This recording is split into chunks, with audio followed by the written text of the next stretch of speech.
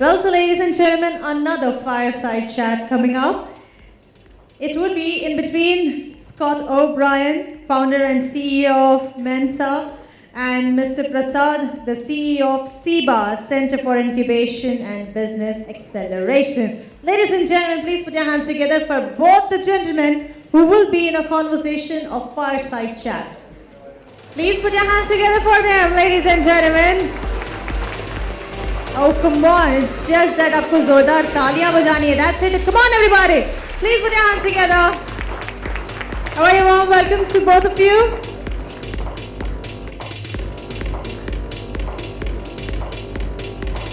Okay, so this is going to be a little fiery. I'll leave this up to you. Thank you.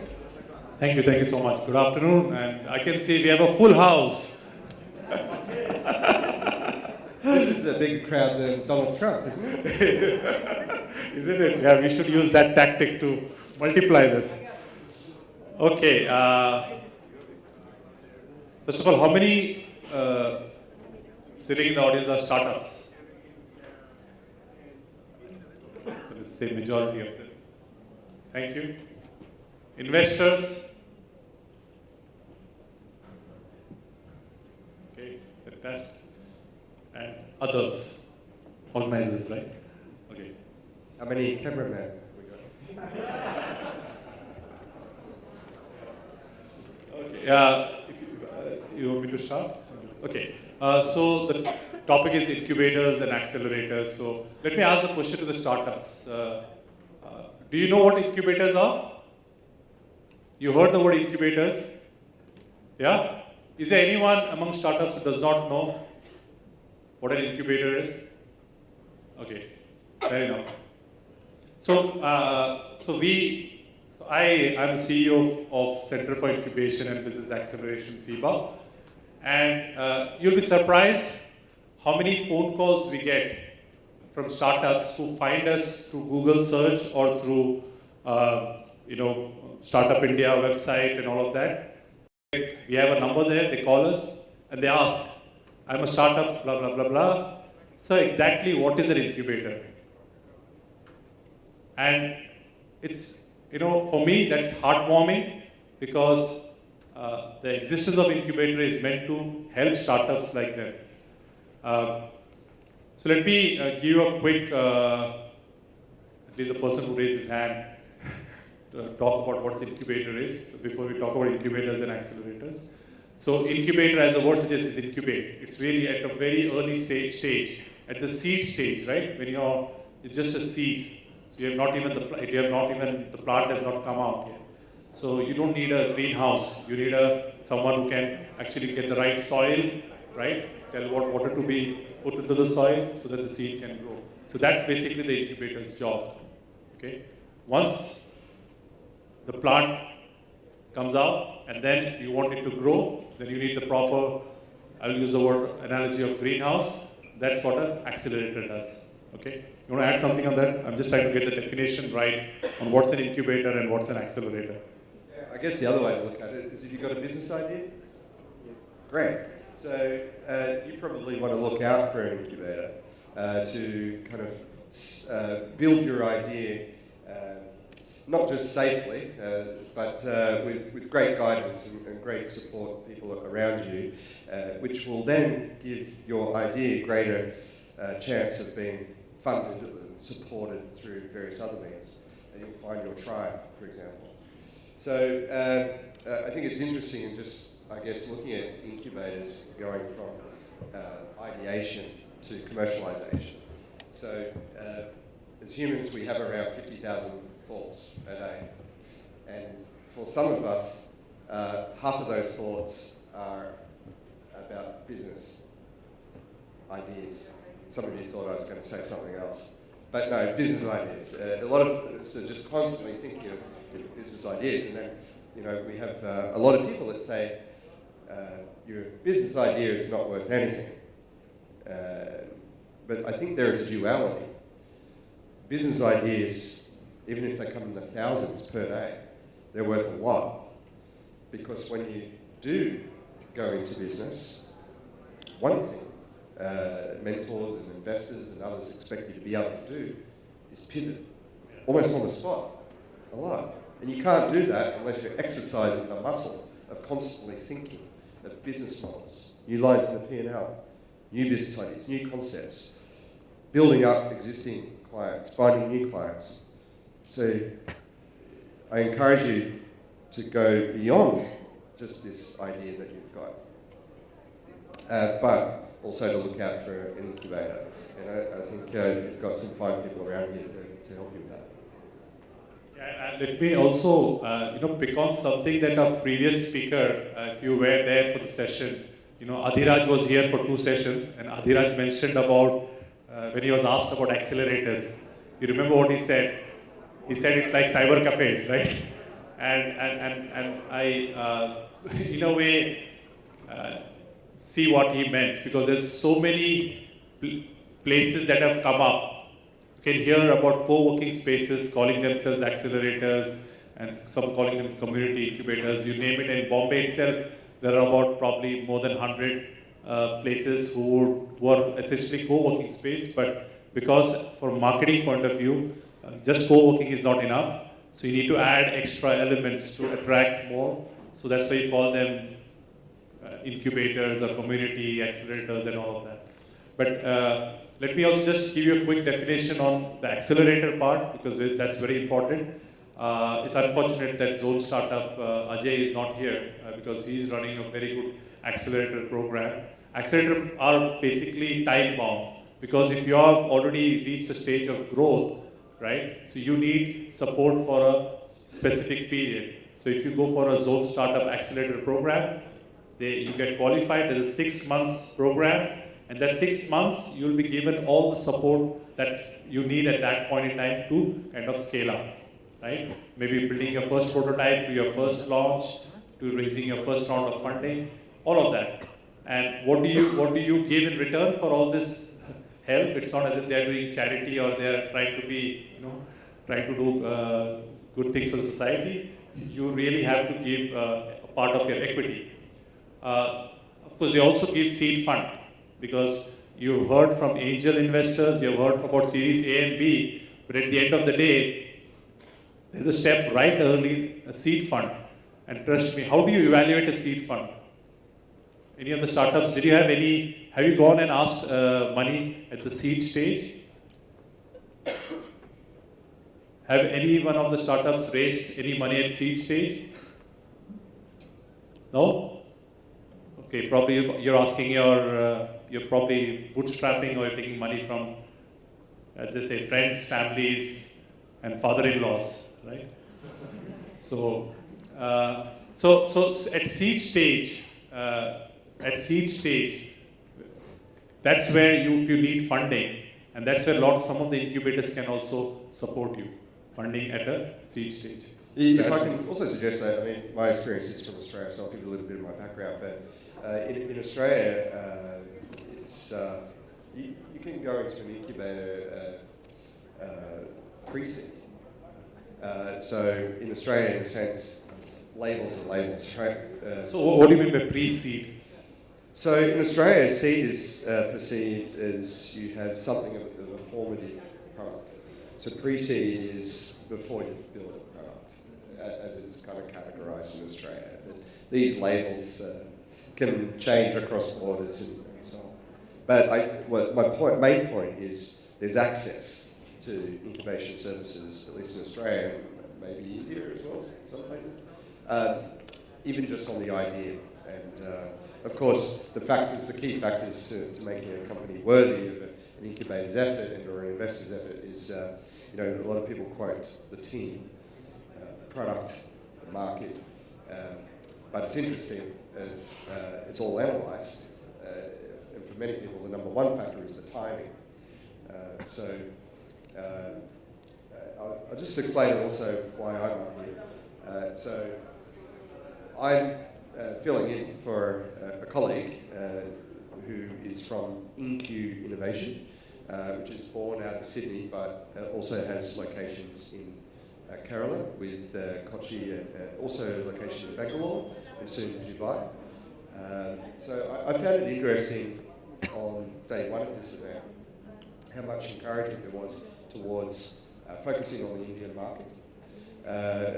But the overwhelming words of advice in Australia are to think global day one. And so Incubator happens to be my first investment, and their large hypothesis is that companies in India need to think globally day one as well, and that's facilitated by more or less some reciprocal arrangements with cities that the Indian market can benefit from. But also inversely, of course, there's a great offshoring solution base in this country, and it's a lot of large companies that serve that. And so one of the other hypotheses of incubation is that perhaps it's the Indian startups in the incubators and accelerators that can actually start serving the large projects that come from offshore. Yeah. Yeah, I think first of all, the definition in India, what you just said, pre-seed, it's not. For us, that is really seed stage. Let me just quickly give you a little bit on the incubator scene in India. You must have heard, I think, the previous panelists talk about, there are about little over 200 incubators and accelerators in India. Out of this, 50%, half of them are what they call academic incubators. So CIBA is actually classified as an academic incubator because that's how the government, so we are a government funded and catalyzed. So Department of Science and Technology has kind of started this concept of technology business incubators, which are academic incubators because like the IITs, IIMs, NITs, right? All these institutes have incubators, right? Those are academic incubators. So CIBA also is an academic incubator housed in Father Agnel's. So we have two centers in Goa. So one is housed in Agnel Padre Conceição College of Engineering, Varna. Other is in Agnel Institute of Technology and Design, Asagaon. And the third one in Vashi, Navi Mumbai is by FCRIT, Father C. Rodriguez Institute of Technology. Why I'm saying this is because in India, the startups, most of the startups are young engineers and they are fresh graduates. I think Sushanto from Lead Angels mentioned this, right? He says it's one of the big challenges that he finds with startups is that they don't have business experience. Now, how do you expect somebody who is coming out of his third or fourth year of engineering to have any kind of business experience? How do you expect that? How do you expect them to have industry contacts? So they don't have any experience, they don't have industry contacts. How do you expect them? Because you asked me that question, right? Is it that, do you really need an engineer? What if it's just a guy with a brilliant idea but does not know the technology part, right? But these are all young entrepreneurs, young people with brilliant ideas. At that stage, if you don't nurture them, what will happen is, campus interview mein TCS ka naukri lag gaya, Wipro ka call aa gaya, they've gone. And that's what the government is trying to avoid. How do you make sure that those people with great ideas at that moment have the access to infrastructure, have the access to faculty, have the access to maybe certain things like, somebody wants to 3D printing to print a prototype. He cannot afford that. So all these things are what an incubator is supposed to do, to provide that crucial hand-holding at the very early stage of between conception or the inception of the company till a seed stage, and from there seed to a early growth stage. Do you think incubators and accelerators themselves could be disrupted? Definitely. I think that's what's happening right now. You see, a lot of so in India, it started with the academic, then the corporates got into, then the private players have come in. So they are trying to disrupt it because a Yes Bank, for example, seeing fintech companies coming all over, said, hey, why don't I have those startups come out from my company? So what did they create? They created an accelerator within the bank itself, right? So that's a form of disruption that's happening. I think some of the best forms of disruption is actually assimilation and integration, actually. And so that's where I think it's interesting with corporate incubators and accelerators. And I've noticed Cisco and a couple other companies starting here. But also I haven't heard a big success. I haven't heard of a unicorn necessarily coming out of this just yet. But, of course, one of the biggest problems for an early stage company is validation. And in a sense, flip on that, to go back earlier, validation, in a sense, is our perceived notion of timing. Oh, it's been validated, well, it must have been the right time. Yeah, it's true. And I think that early stage is where 50% of the companies fall out. Because that's, because you can't, and this is what the other fallacy that happens. Because if you have an idea, you go and ask the experts. And if you ask the experts, how can they validate your idea if it's an idea that is going to be disruptive? You don't expect people to know much about it, right? So I think there is a kind of a catch-22 situation here, because you ask for validation for a disruptive idea, but if it's a disruptive idea, how do you expect the expert to know? So part of knowing is knowing both success and failure, right? And so one of the things that's celebrated in Silicon Valley is the strike on the shoulder from how many startups you've had that failed. How is that culture here? I can't. I noticed the pause. Yeah. So, for example, if you set up an incubator accelerator here, do you consciously create a mentor pool with a certain portion of people who have failed because they have value? I think you definitely hit on a very valid point, because here, like I can tell you from my experience, as an incubator, we get a lot of applications from mentors, people who want to become mentors. Now, these are people with deep industry experience, but to be honest, it's, their whole approach towards helping the ecosystem is different, their objective is different. But I agree with you, if we are able to get failed startups who have been there, done that, that's indeed to have a pool of all those kind of different kind of mentors. Just something on, because we were discussing there about the HBR article, right? So you can maybe just share what you're telling me about the...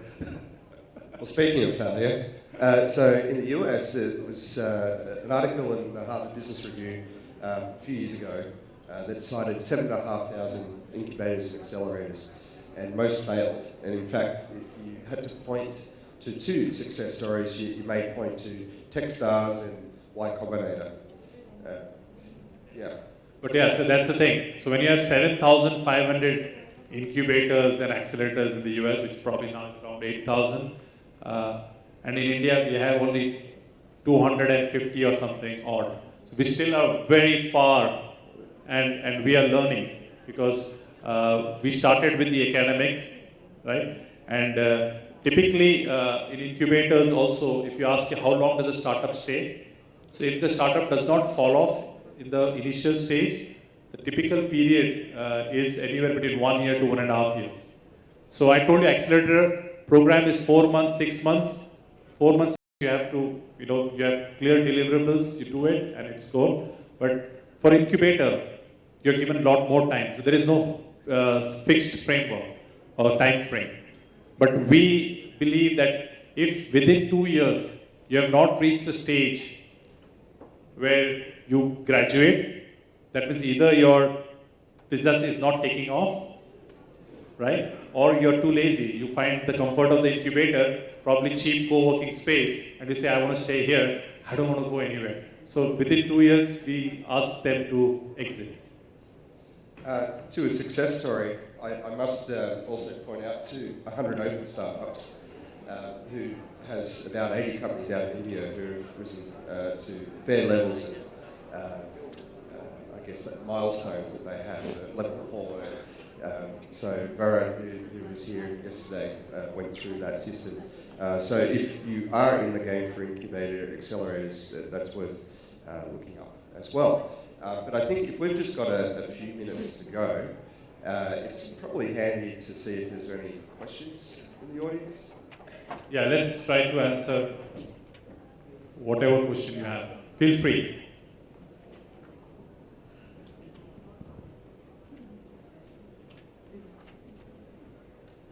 Hi to everyone. Okay. In US, the startups are more compared to India. And how do you see the future of startups in India? What is the future of startup? How will they grow, and how much how will they grow? And what is the future of startups? Future is bright.